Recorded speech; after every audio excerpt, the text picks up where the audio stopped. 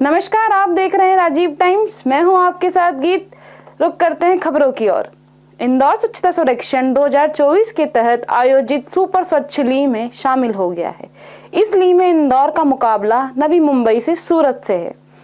इंदौर ने लगातार 6 वर्षों से स्वच्छता में शीर्ष स्थान हासिल किया है और अब 7वीं बार इस सफलता को दोहराने के लिए अपने प्रयासों को जारी रखे हुए हैं। नगर निगम ने शहर की सफाई व्यवस्था और बेहतर बनाने के लिए कई नई पहल की हैं। स्वच्छता के इस प्रयास में इंदौर के नागरिक भी भागीदारी निभा रहे हैं। इंदौर कलेक्टर कार्यालय में एक व्यक्ति ने गले में चप्पल की माला पहनकर विरोध प्रदर्शन किया। यह प्रदर्शन चंदन नगर क्षेत्र में हुई मारपीट के खिलाफ था, जिसमें पीड़ित व्यक्ति ने कलेक्टर कार्यालय में न्याय की गुहार लगाई। हालांकि इस प्रदर्शन के कारण और इसके परिणाम के बारे में अभी तक कोई ठोस जानकारी सामने नहीं आई है। प्रदर्शन के बाद प्रशासन ने इसके मामले की जांच शुरू कर दी है। मेरी गलती क्या थी? जिन नेताओं का नाम ले लेके मैं को इतना पिटवा रहा है। अरे मैं जिनको जानता नहीं उनकी शकल नहीं मेरे पास। मेरे औकात देख लो, मेरी औकात क्या है। मैं रोज कचरा बीन के रोज खाता हूँ, ये मेरी औकात है। और मेरे को ऐसा मार रहा है, मैं गुना मार रहा और इंसाफ देने जा रहा था, हर जगह मार रहा। कहाँ जाऊँ? मेरा ऐसा कारण था कि मैं कचरा बीनता हूँ। कचरा बीनते हुए मैंने 4-5 लड़की उसकी दुकान के अंदर घुसी, मैंने देख लिया। अब मैंने उसको बोला, मैंने बच्चों को तो छोड़ दे तू। तो 4 बच्ची थी, 4 बच्ची। कितनी बड़ी बड़ी बच्चियां थी? छोटी जो मतलब 12-13 साल की बच्ची थी। वो क्या कर रहा था वो? क्या मालूम उनके साथ क्या कर रहा था। मैंने करते हुए देखा वो, उनको जब चद्दर में से निकाला ना उनने, जब देखा मैंने, पर जब दूसरे उसने इतना मारा मेरे को, बुला के अंदर बुला के मारा अंदर। चाय की दुकान थी उसकी? उसके भंगार की। तो बंगाल की दुकान पर कोई नहीं था?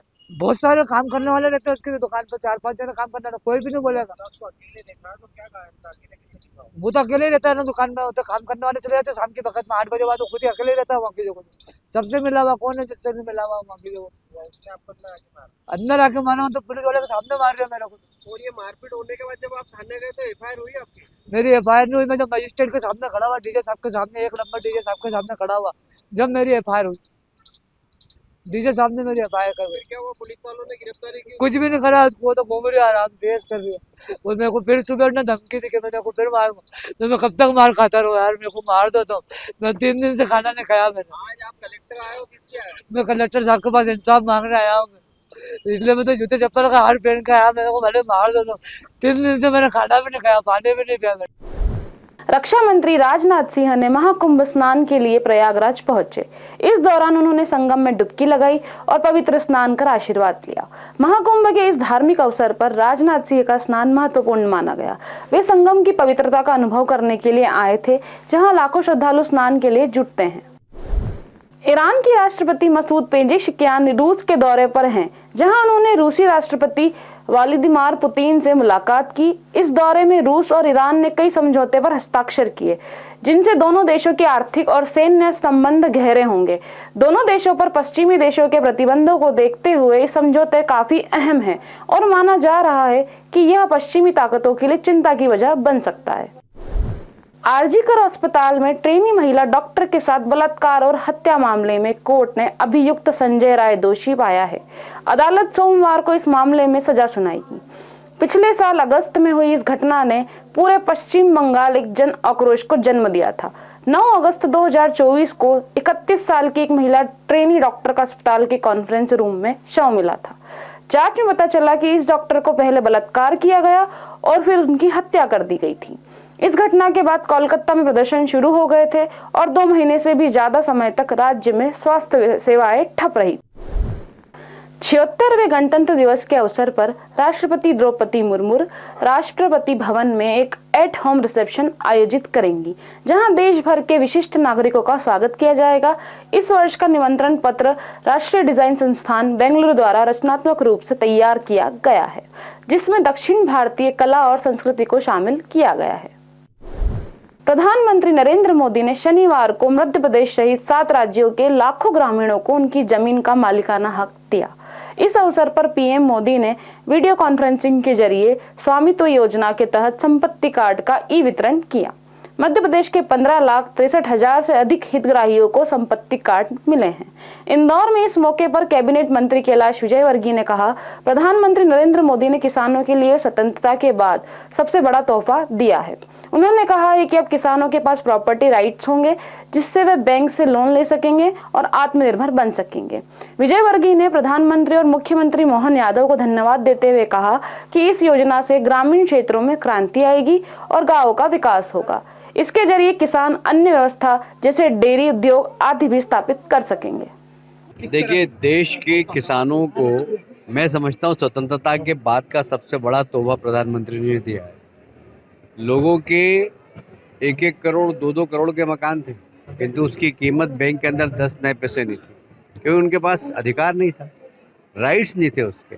और राइट्स नहीं होने के कारण बैंक उनको लोन भी नहीं देती थी, और इसलिए करोड़पति किसान भी अपने मकान के माध्यम से लोन नहीं ले पाता था, क्योंकि उसके पास प्रॉपर्टी राइट नहीं थे। ये स्वामित्व योजना किसानों को आत्मनिर्भर बनाने में बहुत बड़ा योगदान करेगी। मैं देश के लोकप्रिय प्रधानमंत्री नरेंद्र मोदी जी और प्रदेश के मुख्यमंत्री मोहन यादव जी को धन्यवाद देना चाहता हूँ कि उनके नेतृत्व में प्रदेश में जिस प्रकार राजस्व विभाग ने काम किया है और जल्दी से इस योजना का लाभ किसानों को देने का काम किया है, निश्चित रूप से इससे हमारे गांव विकसित होंगे, लोग किसान आत्मनिर्भर होंगे, किसान अपनी खेती के अलावा अन्य व्यवसाय भी कर सकेंगे। जैसे बहुत सारे उद्योग हैं जो गांव में हो सकते हैं, जैसे डेयरी उद्योग। डेयरी उद्योग के लिए लोन चाहिए, किसान के पास ज़मीन है, मकान है, पर स्वामित्व नहीं होने के कारण, प्रॉपर्टी राइट नहीं होने के कारण बैंक लोन नहीं देती थी। अब वो लोन मिलेगा तो वह अपने एग्रीकल्चर से एलाइड जितने भी उद्योग हैं वो सब लगा सकते हैं। तो ये एक ग्रामीण क्षेत्र के अंदर क्रांति लाने वाला प्रधानमंत्री जी का निर्णय है, और मैं समझता हूँ इससे किसानों का मान सम्मान भी बढ़ेगा। इंदौर जिले के भूमाफिया और अवैध कॉलोनाइजर के खिलाफ अब तक की सबसे बड़ी कार्रवाई की तैयारी हो रही है। प्रवर्तन निदेशालय ने इंदौर जिला प्रशासन से भूमाफिया और अवैध कॉलोनाइजर की सूची मांगी है। अपर कलेक्टर गौरव बेनल ने बताया कि कलेक्टर पर आशीष सिंह के निर्देश पर अवैध कॉलोनियों पर कार्रवाई हो रही है। इसके अलावा जिला प्रशासन ने इन मामलों की जाँच के लिए एक विशेष टीम गठित की है। अपर कलेक्टर गौरव बेनल ने मीडिया से बातचीत में कहा कि अवैध कॉलोनियों के मामलों में लगातार जांच की जा रही है और जल्द ही सुनवाई होगी। उन्होंने बताया कि इनमें कुछ कॉलोनियां बिना अनुमति के बनी हैं और इनमें डेवलपमेंट में भी कोई अनियमितताएं पाई गई हैं। इस कार्रवाई से उम्मीद जताई जा रही है कि इंदौर में भूमाफिया और अवैध कॉलोनाइजर के खिलाफ कड़ी कार्रवाई की जाएगी। कलेक्टर महोदय के निर्देश पर हमारे द्वारा लगभग 58-59 प्रकरण बनाकर एडीएम सर के न्यायालय में प्रस्तुत किए गए थे, जिनमें एडीएम सर के निर्देशानुसार लगभग सभी प्रकरणों में कॉलम नंबर 12 में अवैध कॉलोनी की प्रविष्टि कर दी गई थी, और 6 प्रकरणों में जिनमें अंतिम आदेश हो गया था उनमें सर के निर्देश पर हमारे द्वारा एफआईआर भी करा दी गई है। टीम कलेक्टर के चीफ सिलेक्टर अजीत अग्रकर ने 2025 चैंपियंस ट्रॉफी और इंग्लैंड के खिलाफ 3 मैचों की वनडे सीरीज के लिए 15 सदस्यीय टीम का ऐलान किया। इस प्रेस कॉन्फ्रेंस में कप्तान रोहित शर्मा भी मौजूद रहे। टीम में रोहित शर्मा को कप्तान और शुभमन गिल को उप कप्तान बनाया गया। घोषित टीम में विराट कोहली, श्रेयस अय्यर, केएल राहुल, हार्दिक पांड्या, अक्षर पटेल, वॉशिंगटन सुंदर, कुलदीप यादव, जसप्रीत बुमराह, मोहम्मद शमी, अर्शदीप सिंह, यशस्वी जायसवाल, ऋषभ पंत और रविंद्र जडेजा भी शामिल है। यह टीम आगामी चैंपियंस ट्रॉफी के लिए मैदान पर उतरने के लिए तैयार है। इंदौर क्राइम ब्रांच ने एक बड़ी कार्रवाई करते हुए अवैध मादक पदार्थ गांजा की तस्करी करने वाले 2 बदनावर जिला धार के आरोपियों को गिरफ्तार किया। इनसे 24 किलो 500 ग्राम अवैध गांजा बरामद हुआ, जिसकी कीमत लगभग 2,50,000 रुपए बताई जा रही है। तलाशी के दौरान 24 किलो 500 ग्राम गांजा, 2 मोबाइल और 1 बाइक भी जब्त की गई। पुलिस ने आरोपियों से अवैध मादक पदार्थ के संबंध में पूछताछ शुरू कर दी है।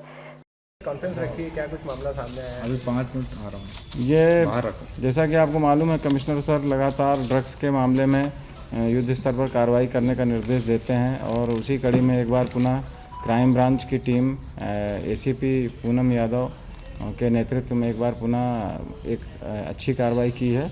और इसमें मुकेश डामर 38 साल का एक युवक है बदनावर का, और एक अंबाराम खराड़े है 37 साल का बदनावर का। ये दोनों आरोपियों के बारे में जानकारी मिली कि ये बदनावर में से गांजा ला करके यहाँ पर बेच रहे हैं, और इस सूचना को जब डेवलप किया गया तो मालूम पड़ा कि ये मोटरसाइकिल पर गांजा लेके आ रहे हैं, और इनका जो है करीब 24 किलो 500 ग्राम गांजा मिला। जब हमने इनकी तलाशी ली तो 24 किलो 500 ग्राम गांजा था। ये करीब 2,50,000 रुपये का गांजा होता है, और इसके ये कमर्शियल मात्रा होती है। 20 किलो से अधिक का गांजा इनके कब्जे से मिला है, इसलिए इनके खिलाफ 8/20 NDPS एक्ट के तहत अब इनकी गिरफ्तारी की जाकर इन पर कार्रवाई की जा रही है। पूर्व केंद्रीय मंत्री अरुण यादव ने सौरभ शर्मा और परिवहन घोटाले के मामले में सरकार से 10 सवाल पूछे। यादव ने कहा कि 1 महीने से जांच में कोई ठोस कार्रवाई नहीं हुई है। उन्होंने सरकार से 20 दिन पहले पूछे गए सवालों का भी जवाब नहीं मिलने का आरोप लगाया। यादव ने कहा सरकार को अवैध नियुक्त सौरभ शर्मा की गुमशुदगी और जांच एजेंसियों के दबाव के बारे में जवाब देना चाहिए। धार जिले में एक कुत्ते ने 2 घंटे में 31 लोगों को काटकर घायल कर दिया। यह घटनाएं गुलमोहर कॉलोनी, इस्लामपुरा, इंदिरा कॉलोनी सहित अन्य इलाकों में हुई। घायलों को त्वरित उपचार के लिए जिला अस्पताल लाया गया, जहां उन्हें एंटी रेबीज के टीके लगाए गए। अस्पताल में टीका लगवाने वालों की लंबी कतार लग गई। स्थानीय प्रशासन ने मामले की गंभीरता को देखते हुए कुत्ते को पकड़ने का प्रयास तेज कर दिया है। फिलहाल खबरों में इतना ही। देखते रहिए राजीव टाइम्स। नमस्कार।